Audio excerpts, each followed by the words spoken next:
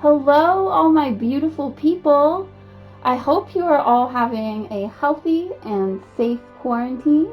Um, I created this piece in honor of our Star Wars holiday, May the 4th. That's today, the day I dropped this video. Um, so while the time lapse plays, I wanted to discuss a little bit about how this experience has affected me on a creative level, kind of in a negative way, and then how I overcame it. And of course, when I'm talking about this experience, I am referring to the coronavirus, quarantine, and isolation, and existential dread that I think we're all feeling on some level if we've been watching the news or paying attention to the contagion rates and all that stuff that, I don't think anybody ever expected 2020 was going to bring us.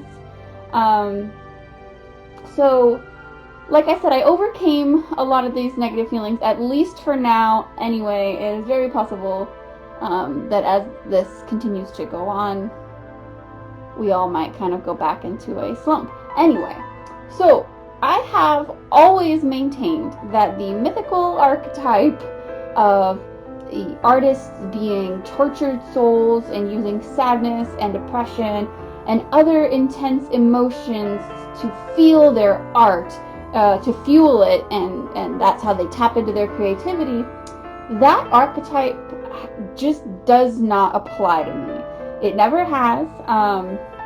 I'm always somebody that insists I need to be happy to work. I need to be in a good headspace, pleased with myself, feeling confident, and then I can sit down and create the art that makes me happy. So, in the beginning when we all found out we were going into isolation, I was in the front of my brain very kind of excited, and I expected that with all this time at home, I'd be spending it in my studio and just be jamming out works of art, pumping out pieces, all the things that I'd been planning but didn't have time to do. And then when it came down to it, I had zero motivation. And it took a few weeks to unpack what was happening to me. And it was like, logically, I knew that I should be thrilled that I have all this time, this great opportunity to focus on my art. But there was something holding me back. And after analyzing myself and talking with trusted friends, we were all experiencing this same quarantine slump. And it's easy to put the virus out of the front of your mind, but the stress and fear and the survival mode that we've all tapped into never really leaves our subconscious. And I think artists are especially prone to feeling these feelings. So once I figured out what was happening, I made a vow to be kind to myself and remember that we are experiencing a global traumatic event, and we are not working from home. We are at home trying to work. And having this new frame of mind helped me take the pressure off when I was trying to create, and I approached my art in new ways with this new mindset. So the first thing I stopped doing was worrying about any portfolio pieces. I completely took them off the easel, and the reason I took them off is that usually my portfolio pieces are the ones where I push myself to do my best work, maybe step out of my comfort zone, and so I removed them and didn't want anything that was going to add extra stress on top of the existential dread that I was feeling in the back of my mind every single day. And then the second thing I did was I took the time to look back at my old work to remind myself what areas I've already become very proficient at or already mastered, because these are the tools that I can work with without feeling any unnecessary stress. They're the things that I've already proven to myself that I can do, and I've already kind of got a formula laid out and know that it's something I enjoy. So I made sure I took note of the parts of my past art that I could easily utilize again. And in doing that, I looked at a couple of my abandoned works from a couple years ago, and I pulled one out that I thought I'd just abandoned it forever, but turns out not.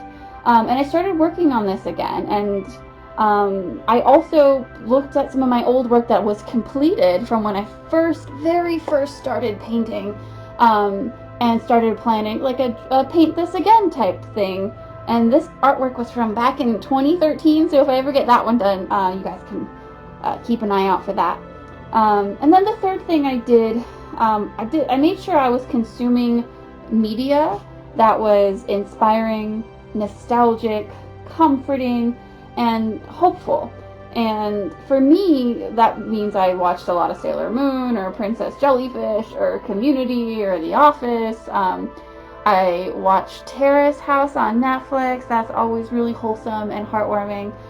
So I made sure I was consuming things that didn't fuel the negative thoughts and just kind of highlighted the good things that are going on around. I also, in that consuming thing that we're all doing right now because we have nothing better to do, I of course watched Mandalorian, and in watching that I just fell completely in love with Baby Yoda. So like every single time that little puppet smiles or mews or tilts his head or furrows his brow, like my heart just shatters. Like there's just something about Baby Yoda that I think we all experience that watching Mandalorian if you've seen it. It's just one of those, he's just so beautifully designed, and he just taps into all of our maternal instincts that this thing is cute and I want to take care of it and squish it and just, I just want to give it kisses. Yeah. Anyway, so Baby Yoda really did a lot for me in my time of need. I just think Baby Yoda is exactly what the world needs right now. So yesterday, I woke up and I got myself a cup of yerba mate. For whatever reason, we were out of coffee, which is awful. But I got some tea that's supposed to be high in caffeine to fix that. It wasn't bad. And then I just came into my studio and I poked around in my supply cabinet and I just grabbed a blankish canvas, sat down, and just started painting. And what came out was Baby Yoda. And I completed him in one sitting. So that's what we're watching right now. And that's just so unlike me. I don't complete things in one sitting. I'm a 2 or 3 or 4 layer kind of girl. And usually I stress about it all very much. And this time it just kind of, came right on out of me. And it was just perfect timing for this amazing holiday that's coming up. And I'm really excited to be able to share this on Star Wars Day. So enough about my mental and emotional journey over the last 6 weeks, and let's talk a little bit about the process for this painting.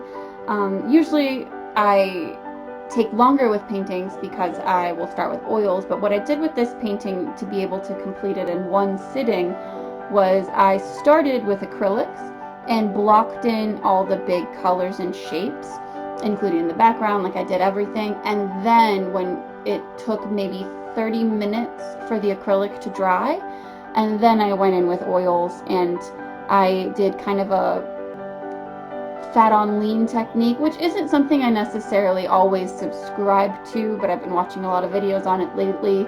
I never felt like I was really good at executing that technique, but for this painting it worked really well and definitely helped me get there much faster than a painting normally would take me.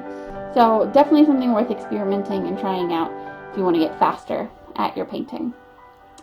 So Baby Yoda will be on sale in my online shop at whitneypaigeart.com. If you would like to adopt him, go ahead and give it a check it out. And thanks so much for tuning in, guys. Have a wonderful Star Wars Day, and let me know what you'd like to see more of. Bye, everybody.